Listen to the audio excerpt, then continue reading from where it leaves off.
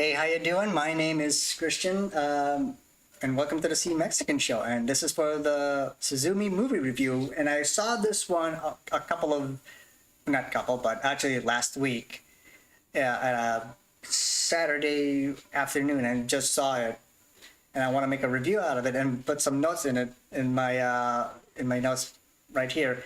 So Suzume, if I would, I want to put context of the movie. It's a Japanese anime movie, and I want to say this, that Suzume is a 70-year-old who lives in a quiet town in Kyushu, meets a young man on a journey looking for doors, in quotes. Suzume follows him in a ruined, dilapidated building in the mountains and find a freestanding and undisturbed door as if it was alone to save from devastation.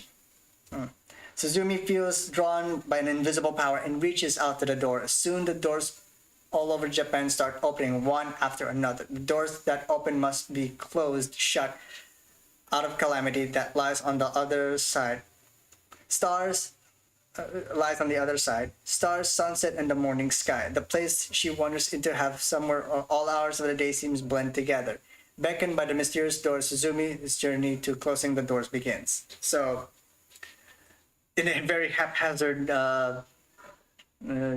summary of the movie, is just, it's actually a very interesting fantasy anime that I've watched a couple of weeks, not a couple of weeks, but a week ago.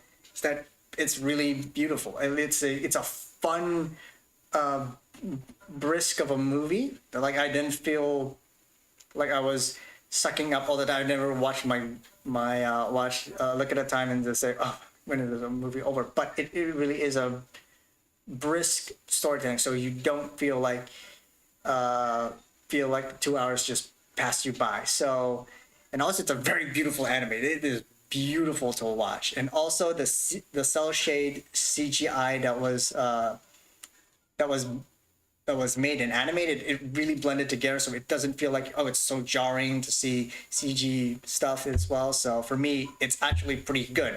So and also, the thing that I like the most is that the character interactions with when she goes to the road trip era, because the Suzume is actually an adventure, but also a road trip movie from Kyushu towards Tokyo. Like, there are starts and stopping points in the story that they had to go to various places that she needs to close those doors. So for me, it's like seeing the landscapes of Japan from its forest, from its metropolitan area, and also its own little town. So there is a lot to cover from. So for me, I enjoyed it the most.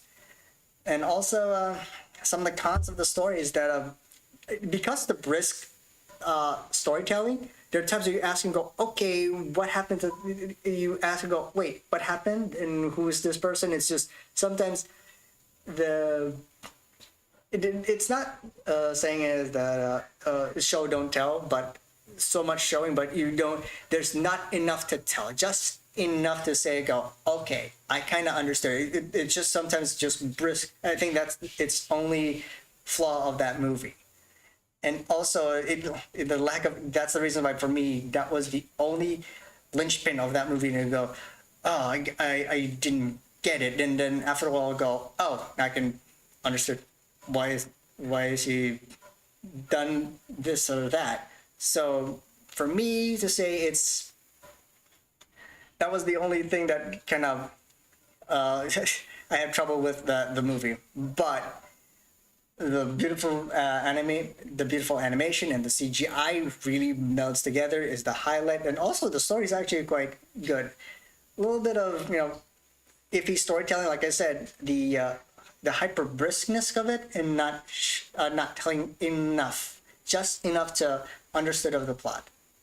Even though I just told you about the summary, but without the summary, just you try to watch in, not knowing about the plot, you feel confused, and that to me is a con. But again, it the pros outweigh the cons about this, so I'd say it's a good matinee watch. It's a good watch. It's worth for me the price. It's 200 60 pesos.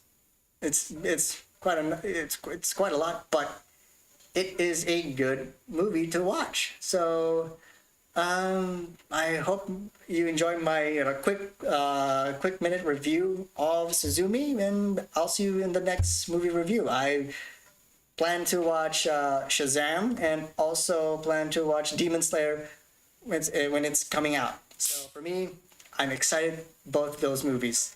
So see you later then.